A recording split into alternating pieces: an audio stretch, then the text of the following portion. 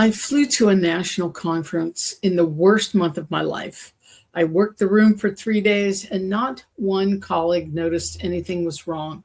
I wrote one line about it afterwards: victory or not. A sociologist at Berkeley named what that performance costs you, and it's charged to a different account than the one you're watching.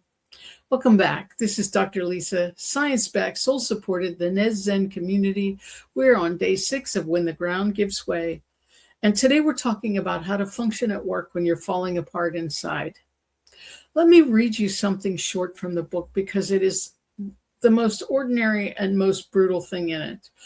This is from a poem called Work Trip, July 10th through the 12th.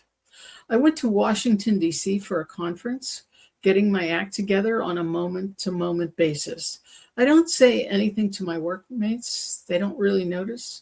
I think they're all in their own ego, the big national conference, where they're seeing and being seen, not really noticing me, or else I'm faking it pretty well. And then at the end, I'm still depressed, but no one from my work team even noticed me. Victory or not? Isolated still in a crowd of people. Victory or not, I don't know the answer when I wrote it, but I do now. Here's what almost nobody says about a life coming apart. Most people in it aren't falling apart at work. They're performing beautifully. They hit deadlines, they run the meeting, reviews are fine, and they come home and cannot make a decision about dinner, and they think that gap means something's wrong with them. Nope, that gap is the cost, and it has a name. Arlie Hochschild at the University of California, Berkeley, introduced the idea of emotional labor, the work of managing your feeling as part of your job. And she drew a distinction that is the whole point of today. Surface acting is displaying an emotion you don't feel. Deep acting is actually working yourself toward feeling it.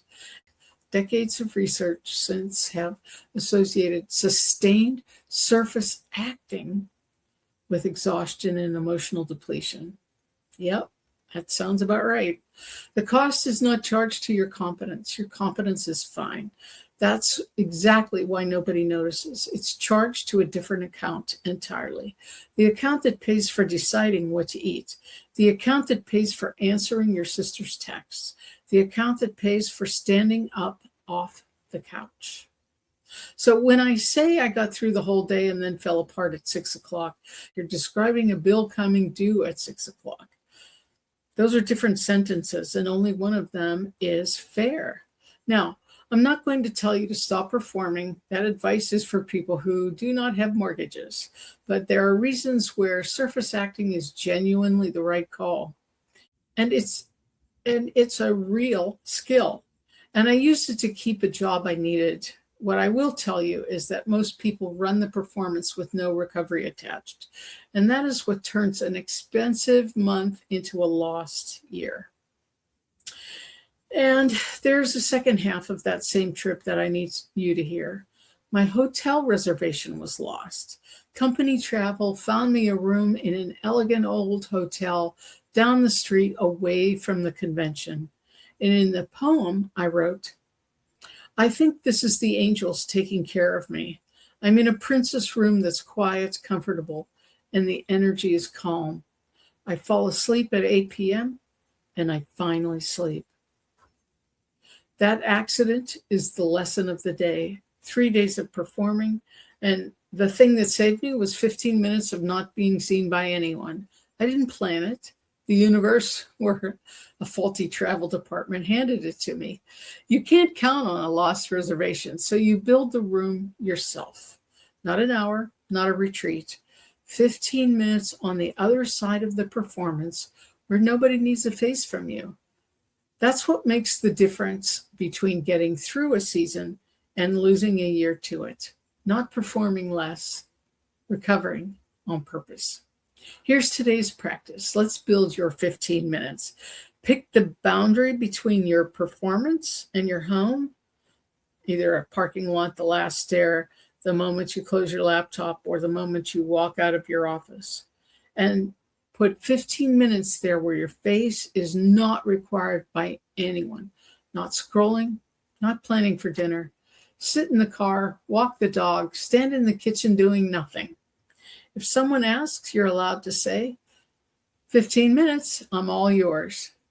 This is not a treat. It's the payment on a bill you've already run up. That's day 6. If you've been pulling it off at work and coming home to nothing left, you're not broken, and you're certainly not alone. Comment help, and I'll point you in the right direction. And grab the free resource in the comments. If this gave you one easier breath, help me pass it on. Like, subscribe, tap the bell, save it to a playlist, and drop a comment because I read every single one. Every share brings one more person into the Nezzen community, and that's how we build this, one steadier day at a time. Now, tomorrow closes the week, and I'm reading you a poem about the 18 wine glasses. Science-backed, soul-supported. I'm Dr. Lisa. This is the Nezzen community.